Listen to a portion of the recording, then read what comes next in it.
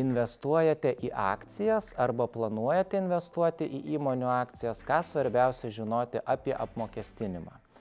Tai pirmiausia, per metus apsimokestina skirtumas, tai yra gautas pelnas tarp akcijų pirkimų ir pardavimų. Na ir taip pat svarbu žinoti, kad taikoma 500 eurų lengvata, tai yra pelnas iki 500 eurų yra neapmokestinamas iš akcijų, išskyrus tuos atvejus, jeigu įsigyjamos akcijos įmonių, kurios yra registruotos taip vadinamose tikslinėse teritorijose, tai yra nedraugiškose valstybėse, kurios nesikeičia informacija su mokesčių administratoriumi.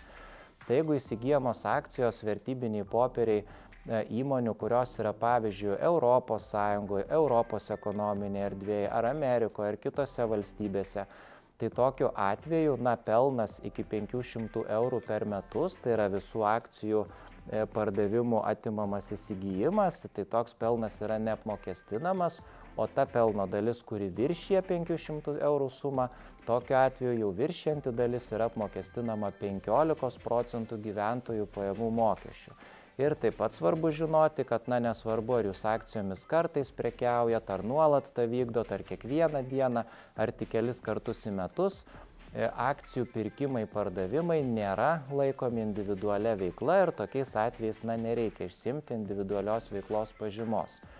O jeigu turite akcijas, už kurias yra mokami dividendai, tai tokie dividendai Lietuvoje yra apmokestinami 15% pajamų mokesčių.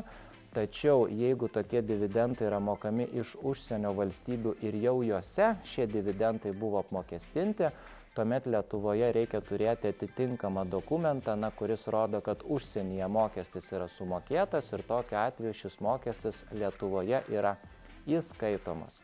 O daugiau informacijos apie akcijų apmokestinimą galima sužinoti Mokesčių inspekcijos internetinėme puslapyje ir skelbiamuose komentaruose.